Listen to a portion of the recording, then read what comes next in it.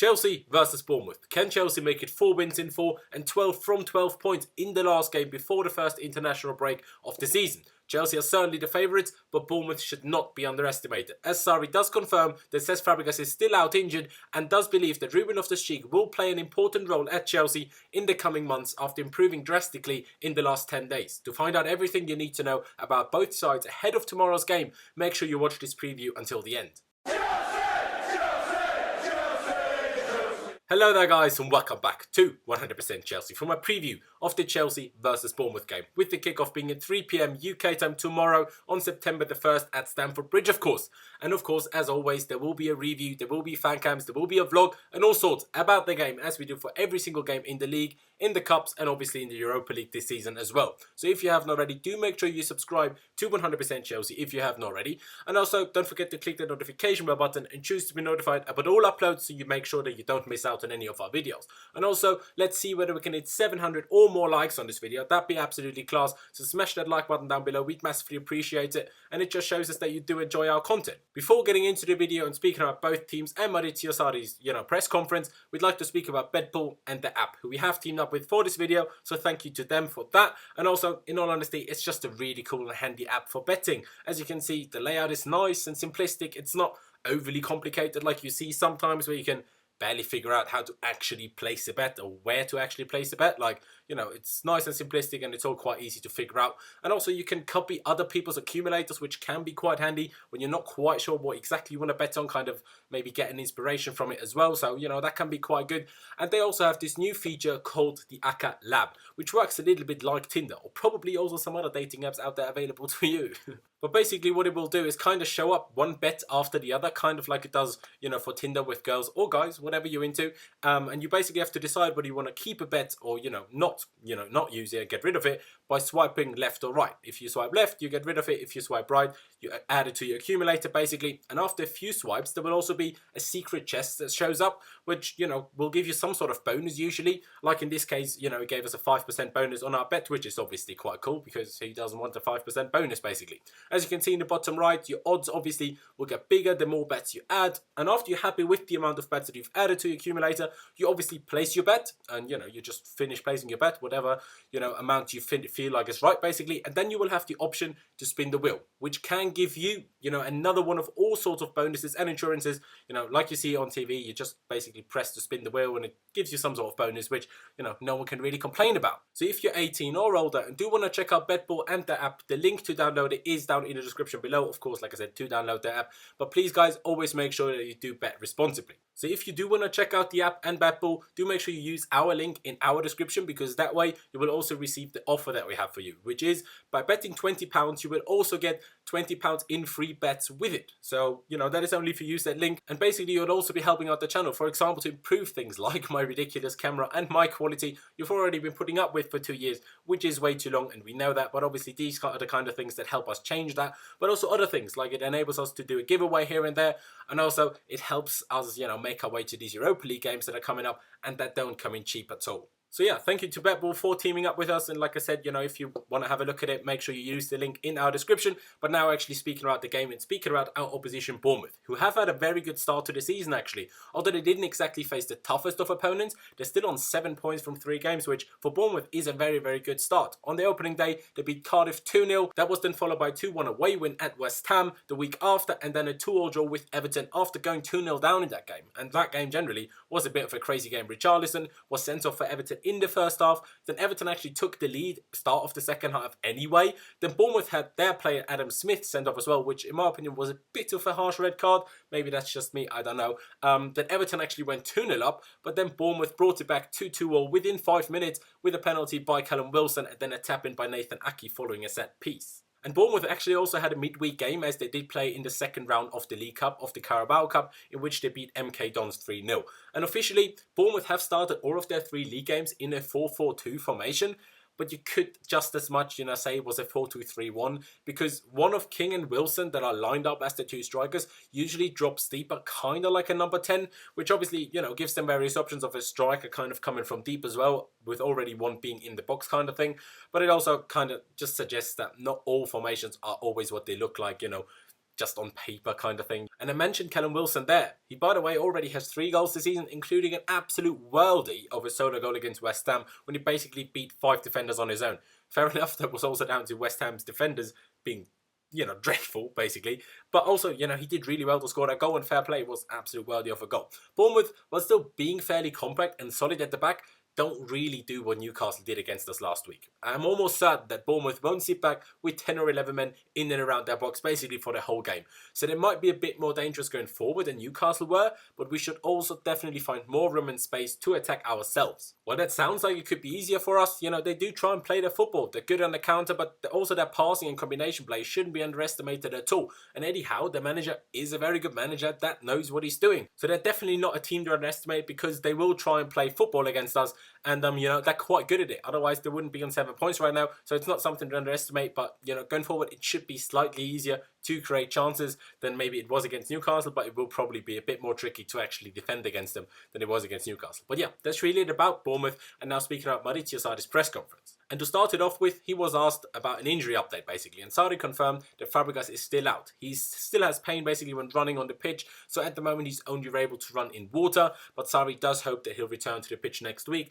Otherwise, he didn't mention any injury, so that should be fine. On Ruben Loftus-Cheek, Sarri then said that he's very happy with him because in the last 10 days, he's improved a lot. Asked whether, the more he improves, the more of a central role he'll play, Sarri said that Ruben Loftus-Cheek will be important for us for sure. From September onwards, we'll play every 3 days basically, and Loftus-Cheek will be very important and useful for us according to Sarri. They kind of kept asking about Ruben Loftus-Cheek, and on multiple occasions basically throughout the press conference, and the next question about it was, if after the improvement over the last 10 days and yet another England call-up, Ruben Loftus-Cheek is now pushing for a Premier League start, and whether he's good enough to actually be a regular starter at Chelsea. And Sarri said it quite clearly. He said that he thinks he is good enough to be a starter, once he's basically finished improving over the next few months basically. But also he made it clear that it's not easy to start at Chelsea because there are 20 to 25 very good players here. But he said that he thinks the player will improve more and then he's ready to play from the beginning. Following some comments made by England manager Gareth Southgate yesterday, Sarri was then asked, by a journalist, basically why Ruben Loftus-Cheek isn't playing more. And Sarri put it quite simply and said it's because he still needs to improve. He has very good characteristics physically and technically, but according to the boss, Ruben still has to improve tactically to play Sarri's football. Generally, those are all things I very much like to hear. I do like to hear that, at least Sarri said he will be important in the coming games. I do hope to see him regularly once the Cup games and Europa League games start coming around. And hopefully he can do well and maybe even fight his way into the starting 11. Although I see that a bit tricky with Kovacic only improving, I think. But yeah, still good things. And, he clearly does rate him. And obviously a tactical improvement can be done over a few months. That takes time, but it's good to hear anyway. Asked whether there will be any movement on deadline day. Obviously it is deadline day for every league but the Premier League today. So also the Championship. And Sarri said that maybe Tammy Abraham will leave on loan, but it's up to him. According to Sky Sports, he's close to a loan move to Aston Villa right now. And Sarri said that he can't guarantee him a spot, but if he wants to stay, Sarri is very happy with him. He's a very young striker. He's very young for a striker especially, and can still improve a lot. But, obviously we'll have to wait and see what happens there. I would much rather keep him because I think 2 strikers is too little. It's not enough strikers unless, Sarri sees Hazard as a striker option as well, like he did with Mertens at Napoli. We'll have to see. I prefer Tammy, to stay, but he might go out on loan, and hopefully if he does, that does him well. Sarri and Marcos Alonso are nominated for Manager and Player of the Month respectively, and Sarri didn't really comment on his own nomination, but on Alonso he said that he played very well in the 3 matches so far, but Sarri does think that while he is a very good player, he can improve in the defensive phase of the game. But it's not something that worries Sarri. Alonso has physical qualities at the very top level, according to the boss, so he thinks that the player can do more defensively. He just can work hard and do more, basically. And he said that he's a very good player going forward, and he's a good player defensively. But, he can still do more. Then Sarri was asked about Victor Moses and his role at the club after not being used in our recent games. Sarri said that it's mainly to do with him changing positions from being a wing-back for the last 2 seasons to now playing as a winger. And in his new position, Moses needs to improve, according to Sarri, but it's only a question of time, for that improvement to happen. To be honest, me personally, I just don't see Moses as a good enough winger for Chelsea. And in Cup and Europa League games, I'd much rather see Callum Hudson-Odoi start, when it's going to be either Willian or Pedro, whoever, is not the one that's starting regularly. At the moment, it looks like that's going to be Willian. So I'd much rather see Willian and Callum Hudson-Odoi start in those Cup and Europa League games than see, Willian and Moses start, because I just see so much more potential in Callum Hudson-Odoi, and, I think he would set the world alight much, much more than Moses would. Sarri also made it clear that Bournemouth are a dangerous opposition because they are very well organised, but also very dangerous on the counter-attack, but also do like to play their own football. But also, he did say that we want to control the game, we want to win the game, and we win more points for the league. And the last question of the press conference was about N'Golo Kante. And a lot of people, including fans, and also Ruud Gullit, question whether Kante is capable or good enough to play in the advanced role that Sarri is using him in. And Sarri, again, very bluntly and simply, said that in his opinion, Kante is a great midfielder that can actually play in all three midfield positions in Sarri's system, and that's not a problem for Kante at all to play in any of those three. But Sarri did admit that he was actually surprised about Kante's technical abilities when the player returned from his, post-World Cup holiday. And I keep saying that. Sarri does what he wants to do. Sarri plays Jorginho as the deep line midfielder and plays, Kante slightly further up the pitch, but also running, a lot, running more than Jorginho does. So, Kante will take a little bit of time to get used to that, just like Azpilicueta will take a little bit more time to get used to playing a right back again. It's normal. We're only 3 games in. Give these people a rest and give Sarri the time to do what he thinks is right. But yeah, that's really it for the press conference now, speaking about Chelsea and speaking about our lineup. And in all honesty, I don't really see Sarri making any changes from the side that started at Newcastle. Of course, there's still going to be the debate about David Luiz or Christensen starting, especially after David Luiz's ridiculous defending, if you can even call it that, for Newcastle's goal last week, where I still don't really know what he was doing. Like, I know Sarri wants to defend by looking at the ball, but then you can't just wait for the ball to come at you. You have to actually attack the ball when defending. You can't, if you're not going to check if there's anyone running behind you, you have to make sure that no one can possibly be there ahead of you, basically. But I do think that Sarri will stick with the Brazilian. So yeah, I reckon it's going to be Kepa Arrizabalaga in goal, a back four of Cesar Azpilicueta and Marcos Alonso as the 2 fullbacks, Antonio Rudiger and David Luiz, like I said, as the 2 centre-backs, then a midfield 3 of Jorginho and N'Golo Kante, and probably again Mateo Kovacic, the 2 wingers, probably being Eden Hazard and Pedro, and obviously up front, it's probably going to be Alvaro Morata, of course, in a 4-3-3, as you can see on screen as well. And just to make it clear, I think that it has to be Alvaro Morata that starts this game. I think he's improving, and I saw so many people losing their shit about him last week. When I actually got to watch the game back on Monday after I couldn't watch it on Sunday, which is why there wasn't a video by me on Sunday, I was like, what do you all want? Like, he did okay at holding the ball up, linking the play up all right as well. I mean, against a team as defensive and as physical as Newcastle were, any striker in the world would struggle. And that includes Harry Kane, that includes Sergio Aguero, that includes Romelu Lukaku, who can't even, hit an empty net these days. It's almost worse than MORATA. Like, it's crazy. So none of these players do very well, especially at St James's Park when Newcastle sit very deep under Rafa Benitez. It's not just MORATA. Of course, Giroud gave us something different when he did come on with his height and with his strength. But at the same time, those people that slate MORATA for being too weak and not as strong and tall as Giroud are the same people that will slate Giroud when he's not quick enough to get on the end of a through ball that MORATA would have gotten through. Like, you can't have it both ways. We don't have Diego Costa or Didier Drogba anymore, who are both quick and really strong.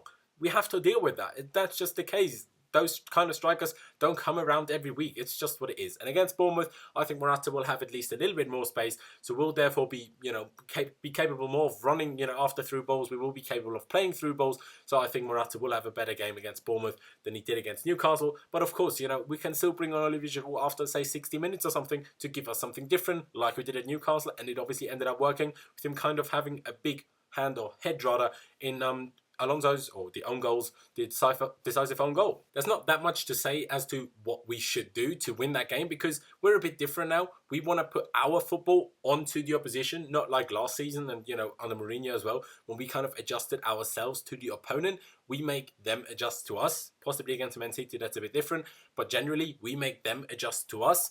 And so it's just going to be playing Sarri ball, playing it as well as we can. The only thing I would say is Aspi maybe should push forward a little bit more in some instances and get those crosses in. I know we like to keep the ball, we like to pass it around, but sometimes here and there, a cross is a valid option, especially when your striker is MORATA, who is very good in the air and scoring headers. But overall, I do think that we should get the win and definitely not replicate last season's 3-0 defeat to Bournemouth at the Bridge. Like, we don't want any of that again. But Bournemouth are a good team and they're not to underestimate at all, but we are the better team and we have the better players, so we should win. I'm not sure whether we will, but I really hope that we can finally get our first clean sheet of the season. but still my prediction is not going to include a clean sheet. I think we're going to win the game 3-1. But yeah, that's really it from me. Leave me all of your thoughts on the game down in the comment section below. Leave me your predicted lineups. Leave me the lineups you would like to see in the game. And also leave me your score prediction all down in the comment section below. Like I said in the beginning, let's see whether we can get 700 or more likes in this video. That'd be absolutely amazing. So smash the like button down below. We would massively appreciate it. Also, don't forget to check out my social media, which is last1507 on both Instagram and Twitter, as you can see over here. And also the links to both of them will be down in the description, of course, along with the BetBull link. So if you want to check that out, make sure you do that. And of course, if you haven't already, do make sure you subscribe to 100% Chelsea. If you haven't already, I said that again. Anyway, and also don't forget to click the notification bell button and choose to be notified about all uploads so you don't miss any of our videos. But yeah, thank you guys for watching. Up the Chelsea. Very much looking forward to the game tomorrow, and I'll see you next time.